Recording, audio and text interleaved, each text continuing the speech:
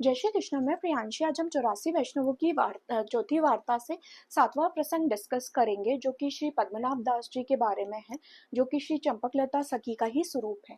प्रसंग इस प्रकार है कि एक बार पद्मनाभ दास जी ने मन बनाया कि वे आप श्री के दर्शन को आड़ेल आए। वे अपने निज जनों को लेकर श्री मथुरानाथ जी, जो उनके निज सेवा के ठाकुर जी थे, उनको लेकर आड़ेल में आए।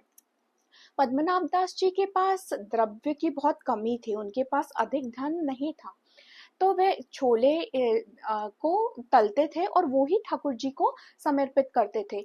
एक दिन किसी रीति से छोले बनाते, दूसरे दिन किसी और रीति से छोले समर्पित करते, और अपने मन में भाव ये रखते कि ये एक छोले की ढेरी भात है, दूसरे छोले की ढेरी चावल है, खीर है, और उसी तरीके से 4-5 ढेरियां बना के भोग समर्पित करते। तब जब वे आप श्री के पास थे, तो किसी वैष्णव ने वे ठाकुर जी को इस प्रकार भोग समर्पित करते हैं ये देख लिया और आप श्री को आके बताया। तब आप श्री ने निश्चय किया कि मैं भी भोग समर्पित करने के समय इसको जाके देखूंगा। तब आप श्री पद्मनाभ दास जी के घर में के पास पधारे। उन्होंने देखा अलग अलग छोलों की ढेरी रखी हुई है। इस पर पद्मनाभ दास जी से पूछा, ये क्या है? तब पद्मनाभ दास जी ने कहा, ये भात है, ये दाल है, ये साग है, ये खीर है, और विविध सामग्रियां उन आपश्री को बता दी। आपश्री समझ गए कि इसके पास द्रव्य का बड़ा ही संकोच है।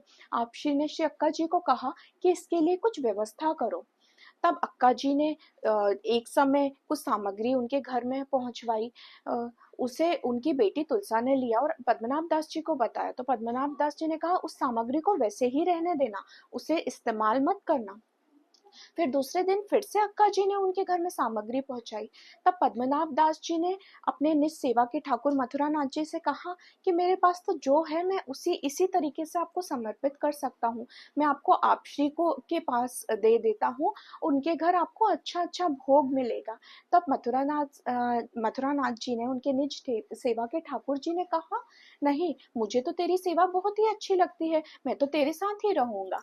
इस पर पद्मनाभ दास जी ने मथुरानाथ जी और अपना सारा सामान एक नाव में रखा, और जो सामग्री अक्का जी ने उन्हें दी थी, वह सारी सामग्री उनको वापस दे आए और आपश्री के पास आज्ञा लेने आए कि अब मैं वापस कन्नौज में जाऊंगा। तो आपश्री ने कहा, ये इतनी जल्दी क्यों गया? तब अक्का जी ने कहा कि जो सामग्री हमने इसे भेजी थी, इसे ये वापस दे के गया।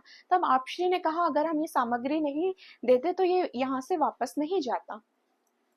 पद्मनाभ दास जी के चरित्र में हमें बार बार कुछ ना कुछ नया नया सीखने को मिलता है। जैसे उन्हें लौकिक अलौकिक दोनों ही तरीके के दुख सहने पड़े। जब श्री ठाकुर जी मुगल के पास चले गए थे, तब उन्होंने 7 दिन तक भोजन पानी सब त्याग दिया, ये एक अलौकिक दुख है। फिर जब उन्होंने अपनी बेटी का विवाह किसी सनोडिया ब्राह्मण वैष्णव से करवाया, तब भी उनको लोगों ने बड़ा ही निंदा उनकी करी।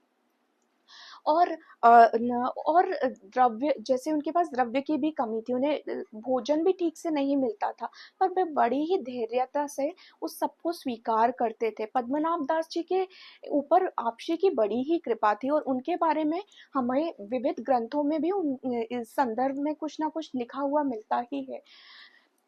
पद्मनाभ दास जी, इनके ऊपर आपश्री की बड़ी कृपा थी, और उनकी बातों का तो पार पाया ही नहीं जा सकता। जय श्री कृष्ण। श्री वल्लभाधीश की जय।